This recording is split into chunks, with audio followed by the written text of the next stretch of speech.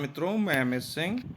Rajasthan grade third की जो परीक्षा 25 तारीख को होने वाली है, उसी के संदर्भ में 20 महत्वपूर्ण प्रश्नों को आप लोगों के सम्मुख लाया हूं और उम्मीद करता हूं कि इन 20 प्रश्नों में से 2 से 3 प्रश्न अवश्य आपके एग्ज़ाम में आ सकते हैं।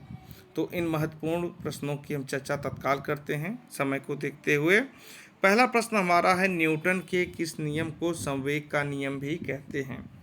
आप जानते हैं न्यूटन ने गति के 3 नियम दिए थे। पहला है law of inertia, law of acceleration और लॉ ऑफ काउंटर फोर्स, जिसे हिंदी में मैं बोल देता हूँ। प्रथम नियम है जड़त्व का नियम, दूसरा नियम है त्वरण का नियम, जिसको संवेग का नियम भी कहते हैं, तीसरा है क्रिया प्रतिक्रिया का नियम। तो मेरे इस व्याख्या से आप लोग समझ गए होंगे कि सही आंसर क्या है। तो इसमें जो है द्वितीय नियम वही सही उत्तर है। चलिए, इस प्रश्न को देखने के बाद अब हम लोग प्रश्न संख्या 2 पे पढ़ते हैं। और प्रश्न संख्या 2 है, एलिवेशन का अर्थ शरीर के अंग को हृदय की ऊंचाई से ऊपर उठाना। देखिए, एलिवेशन का अर्थ ही होता है, मीनिंग यही होता है ऊपर उठाना। और यहाँ पर जो 4 ऑप्शन हैं, पहला कहता है गलत कथन, दूसरा कहता है सही कथन, और सी कहता है उपरोक्त दोनों, और डी कहता है इनमें से कोई नहीं। तो देखिए, सी डी तो बिल्कुल नहीं होगा। और अभी मैंने तत्काल ही इसकी व्याख्या में बताया कि एवलेशन का अर्थ होता है ऊपर उठाना। तो आप कह सकते हैं कि ऑप्शन बी सही है। अब प्रश्न संख्या 3, बल एक राशि है। बल कैसी राशि है? सदिश राशि है कि अदिश राशि है? इसकी हम चर्चा आप लोगों से करेंगे। देखिए, सदिश राशि है, अदिश राशि है, पहला और दूसरा दोनों, और डी है इनमें से कोई नहीं। तो देखिए, सी और डी तो होगा नहीं, या तो बल सदिश राशि होगी या तो अदिश राशि होगी। इसको जानने के लिए हम किसी एक की परिभाषा देख लेते हैं। पहले सदिश राशि की देखते हैं। सदिश राशि में वे राशियां जिनमें परिणाम व दिशा दोनों मौजूद होते हैं, जैसे विस्थापन, बल, वेग, भार, त्वरण। तो इसी से आप जान गए होंगे कि बल क्या है, सदिश राशि है। फिलहाल अदिश राशि की भी परिभाषा मैं बता देता हूँ। अदिश राशि वो राशियाँ हैं जिनमें परिणाम तो हमें पता रहता है, लेकिन दिशा का ज्ञान हमें नहीं रहता है। ये दोनों परिभाषाएं याद कर लीजिएगा, क्योंकि ये क्वेश्चन जो है थोड़ा घुमा के एग्जाम में पूछ सकता है। तो इस प्रकार हम कह सकते हैं प्रश्न संख्या 3 का ऑप्शन ए सही होगा, सदिश राशि। अब हम लोग अगले प्रश्न पर बढ़ते हैं, और अगला प्रश्न है हमारा प्रश्न संख्या 4, किंसियोलॉजी शब्द की उत्पत्ति है जर्मन भाषा से, ग्रीक भाषा से, अंग्रेजी भाषा से, संस्कृत भाषा से। तो देखिए, न ये जर्मन से है, न अंग्रेजी से, न संस्कृत से, यह ग्रीक भाषा से उत्पत्ति हुआ है। इसकी उत्पत्ति ग्रीक भाषा से हुई है। अब हम लोग आगे बढ़ते हैं, प्रश्न संख्या 5 को देखते हैं। फ्लेक्शन का क्या अर्थ है? देखिए, फ्लेक्शन जैसे आप कोई डंबल लेकर क्या कर रहे हैं, ऐसे आप अपने ऊपर नीचे कर रहे हैं, तो जब आप डंबल को अपने बाइसेप्स की तरफ लाएंगे तो ये फ्लेक्शन कहलाएगा। और इसमें क्या होता है कि हमारे जो 2 हड्डियां हैं उनका कोण धीरे धीरे कम हो जाएगा। और जब एक्सटेंशन होता है, एक्सटेंशन में क्या होता है, जब हम डंबल को फैलाएंगे, इसका विस्तार करेंगे, तो कोण धीरे धीरे बढ़ता है। तो इस परिभाषा से आप तुरंत समझ गए होंगे कि ऑप्शन ए इसका सही है, 2 हड्डियों के बीच का कोण का कम होना। प्रश्न संख्या 6 है, गति विज्ञान में अध्ययन किया जाता है। देखिए, शरीर रचना का अध्ययन एनाटॉमी के अंतर्गत होता है। एनाटॉमी में हम देखते हैं कि मनुष्य का जो शरीर है वह कैसे, इसका निर्माण कैसे हुआ है, इसकी पूरी जानकारी एनाटॉमी के अंतर्गत मिलती है। और जो दूसरा है ऑप्शन सी, शरीर क्रिया विज्ञान, जिसे अंग्रेजी में हम लोग फिजियोलॉजी बोलते हैं, इसके अंतर्गत हम लोग अध्ययन करते हैं कि हमारे जो बॉडी ऑर्गन्स हैं वो कैसे वर्क करते हैं। अब ऑप्शन बी है जो आपका सही उत्तर भी है। इसमें हम अध्ययन करते हैं बॉडी मूवमेंट का, हमारे शरीर या हमारी बॉडी किस तरह की गतिविधियां करती हैं, किस तरीके का मूवमेंट करती हैं, इसका अध्ययन हम गति विज्ञान के अंतर्गत करते हैं। तो ऑप्शन बी सही है इसका। प्रश्न संख्या 7 है, गति विज्ञान का पितामह कहा जाता है। आर्किमिडीज को, अरस्तू को, न्यूटन को, गैलन को। तो सर्वप्रथम हम ऑप्शन डी पे आते हैं। ऑप्शन डी गैलन है। गैलन ने मांसपेशी तनाव व संकुचनशीलता की परिकल्पना की थी। न्यूटन ने गुरुत्वाकर्षण की खोज की थी और आर्किमिडीज ने तैराकी में उपयोग होने वाले हाइड्रोस्टैटिक सिद्धांत को दिया था। तो ऑप्शन बी ही बचता है। ऑप्शन बी यानी अरस्तू ने गति विज्ञान का नियम दिया था, जिसे आप अंग्रेजी में किन्सियोलॉजी कहते हैं, अर्थात इसका सही उत्तर होगा ऑप्शन बी अरस्तू। अब प्रश्न संख्या हम लोग 8 पे आते हैं। प्रश्न संख्या 8 है,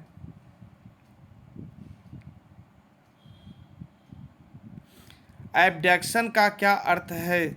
शरीर का कोई अंग बाहर की ओर जाना या उसके एनाटॉमिकल पोजीशन से दूर जाना।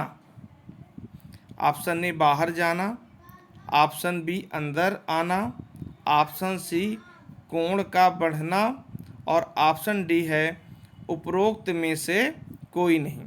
तो देखिए, एब्डक्शन और एडक्शन, एड का अर्थ होता है जुड़ना, जो ऑप्शन बी को इंगित कर रहा है, लेकिन हमारा प्रश्न क्या है? एब्डक्शन। एब्डक्शन में क्या होता है, जो हमारे बॉडी पार्ट होते हैं वो शरीर से बाहर की तरफ जाते हैं। तो इस प्रकार हमारा ऑप्शन ए सही होगा। प्रश्न संख्या 9, किस विद्वान ने चलने की क्रिया का विश्लेषण एवं विवेचन किया था? देखिए, प्रश्न वही है, लेकिन इसमें क्या हुआ है कि प्रश्न बनाने वाले ने थोड़ा सा प्रश्न को घुमा दिया है। देखिए, किन्सियोलॉजी के अंतर्गत हम मानव के गति का अध्ययन करते हैं, मूवमेंट का अध्ययन करते हैं। अब यहाँ पर चलना और दौड़ना डाल दिया, दौड़ना नहीं है, चलना है। तो इन सभी चीज़ों का अध्ययन, विश्लेषण, एनालिसिस अरस्तू ने किया है। तो इसका ऑप्शन ए अरस्तू सही होगा। आर्किमिडीज मैंने अभी बताया था, हाइड्रोस्टैटिक सिद्धांत दिया था तैराकी का, तो वो तो है नहीं। गैलीलियो भी नहीं है। अब प्रश्न संख्या हम 10 पे आते हैं। प्रश्न संख्या 10 है, मानव शरीर को गति प्रदान करते हैं शरीर के जोड़, रक्त, हृदय, इनमें से कोई नहीं। तो देखिए, डी ऑप्शन नहीं होगा, अभी से मैं बता दे रहा हूँ आपको। हृदय और रक्त दोनों आपके एनाटॉमी में फिजियोलॉजी के अंतर्गत आते हैं। कार्डियोवैस्कुलर सिस्टम, इसके अंतर्गत हम लोग अध्ययन करते हैं कि ब्लड कहाँ कहाँ सर्कुलेट होता है, कहाँ से आता है, कहाँ जाता है, अशुद्ध रक्त कहाँ जाता है, शुद्ध रक्त कहाँ जाता है। इन सभी का अध्ययन कार्डियोवैस्कुलर के अंतर्गत होता है। इसका बॉडी मूवमेंट से कोई विशेष मतलब नहीं है, सीधा मतलब है शरीर के जोड़ का। हमारे जो बॉडी जॉइंट्स होते हैं ये बॉडी मूवमेंट के लिए जिम्मेदार होते हैं। तो ऑप्शन ए शरीर के जोड़ ये सही उत्तर है। अब प्रश्न संख्या 11 है, किन्सियोलॉजी शब्द की उत्पत्ति है अंग्रेजी भाषा से, ग्रीक भाषा से, जर्मन भाषा से, उर्दू से। तो उर्दू से देखिए दूर दूर का नाता नहीं है। ये क्वेश्चन आई थिंक रिपीट भी अभी हुआ था, तो आप लोग तुरंत समझ गए होंगे। ऑप्शन बी ग्रीक भाषा। चलिए, अधिक समय न लेते हुए प्रश्न संख्या 12 पे हम आते हैं। किस विद्वान ने चलने की क्रिया का विश्लेषण एवं विवेचन किया था? इसका अरस्तू है। ये भी रिपीटेड क्वेश्चन है।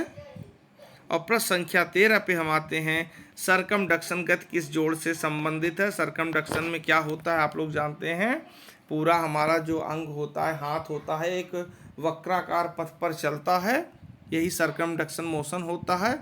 और इसमें ऑप्शन ए कंधा है, ऑप्शन बी कूल्हा है, ऑप्शन सी उपरोक्त दोनों है, ऑप्शन डी हिंज है। देखिए, क्वेश्चन टीजीटी 2010 में आया था, लेकिन प्रश्न का स्वरूप थोड़ा सा बदला था। यहाँ दूसरा है प्रश्न का स्वरूप। तो यहाँ पर अगर हम सही ऑप्शन देखें तो ये आपका होगा सी उपरोक्त दोनों।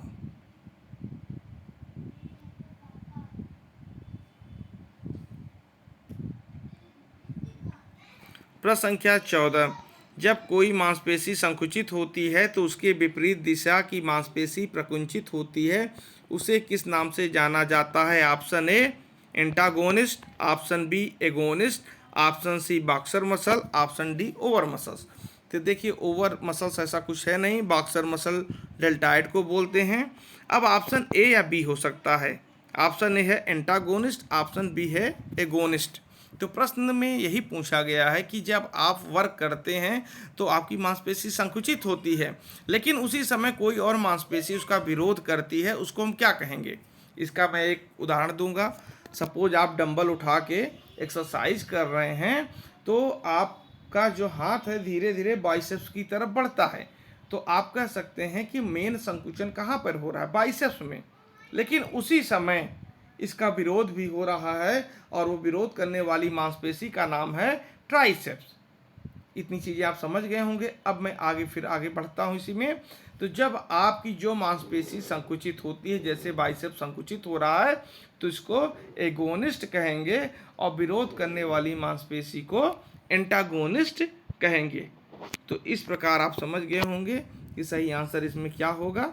सही आंसर इसमें होगा एंटागोनिस्ट, जो विरोध करती है। प्रश्न संख्या अब हम 15 पे आते हैं। न्यूटन द्वारा गति के कितने नियमों को प्रतिपादित किया गया है? तो बड़ा सीधा सिंपल सवाल है। न्यूटन के द्वारा गति के 3 नियम दिए गए हैं, आप जानते हैं। जड़त्व का नियम, त्वरण या संवेग का नियम, क्रिया प्रतिक्रिया का नियम। संवेग के नियम को बल के प्रतिफल का भी नियम कहते हैं। इच्छा है तो नोट भी कर सकते हैं आप इसे। अब आते हैं प्रश्न संख्या 16 पर। मानव शरीर को गति प्रदान करते हैं मांसपेशियां, शरीर के जोड़, रक्त, इनमें से कोई भी नहीं। तो देखिए मूवमेंट जो होता है वो ब्लड नहीं करता है, और ऑप्शन डी वो भी नहीं होगा। तो मसल्स देखिए ताकत, फोर्स जनरेट करते हैं, लेकिन जो गति प्रदान करने का कार्य है वो हमारे शरीर के जोड़ करते हैं। चलिए प्रश्न संख्या 17 की तरफ हम लोग बढ़ते हैं। मांसपेशी के किसी कार्य के दौरान उस संकुचन को क्या कहते हैं जिसमें मांसपेशियां न घटती हैं न बढ़ती हैं तथा तनाव बना रहता है? ये क्वेश्चन बहुत बार आया है, रिपीटेड क्वेश्चन है, आप लोग तुरंत बता देंगे। देखिए संकुचन 3 प्रकार के होते हैं आपके मांसपेशियों में, मसल्स में। Isotonic, isometric, isokinetic. आइसोटोनिक में क्या होता है? मांसपेशियों में संकुचन होता है, और उस संकुचन के द्वारा जो कार्य होता है वो आप देख सकते हैं। आप रनिंग कर रहे हैं, जंपिंग कर रहे हैं, तो ये आइसोटोनिक संकुचन का परिणाम है, और इसके द्वारा जो कार्य होगा वो आप खुली आंखों से देख सकते हैं। आइसोमेट्रिक में क्या होता है कि मांसपेशियां ताकत तो लगाती हैं, लेकिन ये न घटती हैं न बढ़ती हैं, स्थिर अवस्था में बनी रहती हैं, और उसमें तनाव भी बना रहता है। इसको आइसोमेट्रिक कहते हैं। और आइसोकाइनेटिक क्या होता है? यह इन दोनों का मिला जुला रूप होता है, आइसोटोनिक और आइसोमेट्रिक का। आइसोटोनिक का आप उदाहरण आप देख सकते हैं, जिम में तमाम उपकरण होते हैं, उनमें ऐसी मशीनें बनी होती हैं। अब प्रश्न संख्या 18 की तरफ हम बढ़ते हैं। न्यूटन के तीसरे नियम को क्या कहते हैं? बहुत ही ईजी है। न्यूटन का तीसरा नियम है, आप लोग तुरंत बता दीजिए क्या होगा। जड़त्व का नियम नहीं होगा, क्रिया प्रतिक्रिया का नियम होगा। रेसिप्रोकल एक्शन, जिसे लॉ ऑफ काउंटर फोर्स भी अंग्रेजी में कहते हैं। अब हम लोग आगे बढ़ते हैं और प्रश्न संख्या 19 की तरफ आते हैं। प्रश्न संख्या 19 है, किसी कार्य के वक्त मुख्य रूप से संकुचित होने वाली मांसपेशी को किस नाम से जाना जाता है? Force, movers, assistant movers, prime mover. देखिए जब हम कोई कार्य करते हैं तो जो हमारी मसल्स कॉन्ट्रैक्ट होती हैं, संकुचित होती है, तो जो मुख्य रूप से संकुचित, देखिए हम कोई कार्य करते हैं तो उसमें तमाम मांसपेशियों का सहयोग होता है, लेकिन उन्हीं सभी में से एक मसल्स ऐसी होती है जो मुख्य रूप से ताकत लगाती है, उसको बोलते हैं प्राइम मूवर। और उसकी जो सहायक मांसपेशियां होती हैं उसको बोलते हैं असिस्टेंट मूवर, और जो उसका विरोध करती हैं उसको एंटागोनिस्ट बोलते हैं। ये तीनों चीज़ें समझ लीजिए। अगर आपका मसल्स वर्क कर रहा है तो जो मेन मांसपेशी ताकत जनरेट कर रही है उसको आप प्राइम मूवर बोलेंगे। उसकी सहायता करने वाले मसल्स को असिस्टेंट मूवर बोलेंगे। और उस कार्य का या उस मसल्स का जो विरोध कर रहा है उसको एंटागोनिस्ट मसल्स बोलेंगे। चलिए, ये इम्पॉर्टेंट है, इस पर ज़रूर आप फोकस करिएगा। और अंतिम प्रश्न है आज के टेस्ट का, स्त्री के शरीर में पुरुषों की अपेक्षा गुरुत्व केंद्र होता है नीचा, ऊंचा, पहला और दूसरा, और ऑप्शन डी कोई नहीं। तो ऑप्शन डी नहीं है और ना ऑप्शन सी है, क्योंकि ऊंचा होगा या तो नीचा होगा। तो अब हमारे पास दो ही उत्तर बचते हैं, नीचा या ऊंचा। देखिए, किसी भी वस्तु में संतुलन की जो स्थिति होती है वह जब उसका बेस नीचे होता है तब होता है। तो गुरुत्व केंद्र भी क्या होता है, जहाँ बेस अधिक रहता है वहीं पे होता है। तो स्त्री और पुरुष के बॉडी स्ट्रक्चर को आप देखेंगे तो यह पाएंगे कि स्त्रियों का जो बॉडी स्ट्रक्चर है, खासकर हिप का जो एरिया है, पुरुषों की तुलना में थोड़ा सा नीचे है। तो इस प्रकार स्त्रियों में जो गुरुत्व केंद्र होता है वह थोड़ा सा नीचे होता है। अगर एग्ज़ाम में यही प्रश्न आ जाए कि जो छोटे बच्चे हैं उनका गुरुत्व केंद्र कहाँ होता है, तो देखिए उनका गुरुत्व केंद्र स्त्री और पुरुषों की अपेक्षा थोड़ा ऊपर होता है। अगर पूछ लिया जाए कि कोई खिलाड़ी मूवमेंट पोजीशन में है, गति की अवस्था में है, तो उसका गुरुत्व केंद्र क्या होगा, तो उसका गुरुत्व केंद्र बदलता रहेगा क्योंकि वह मूवमेंट में है। एक ऐसा अनुमान है, ऐसा माना जाता है, साइंटिफिक है, कि मनुष्य की जो बॉडी है जब वह एनाटॉमिकल पोजीशन में अगर खड़ा होता है तो 55 से 60% नीचे की तरफ उसका मेन गुरुत्व केंद्र होता है, जहाँ पर सभी प्रकार के बल एक जगह एक बिंदु पर काम करते हैं। तो देखिए, आज मात्र 20 प्रश्न थे। उन प्रश्नों के बारे में अगर आपका कोई सुझाव है तो अवश्य दीजिएगा। आपके सुझाव हमारे लिए अत्यंत बहुमूल्य हैं। आज के लिए सिर्फ इतना ही, मिलते हैं फिर। जय हिंद।